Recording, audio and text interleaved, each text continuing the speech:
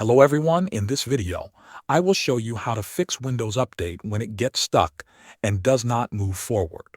First, close all open apps on your computer. This helps avoid conflicts while fixing the update issue. Make sure you are logged in with an administrator account before continuing.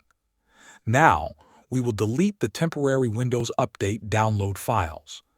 This step is safe and often fixes updates that are stuck at a certain percentage.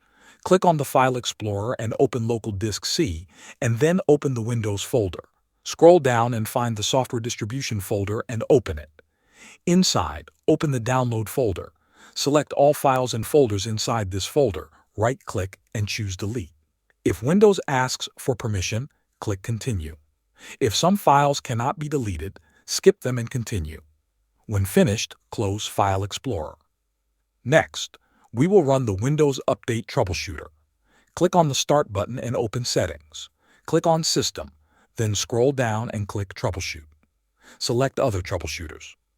Find Windows Update in the list and click Run.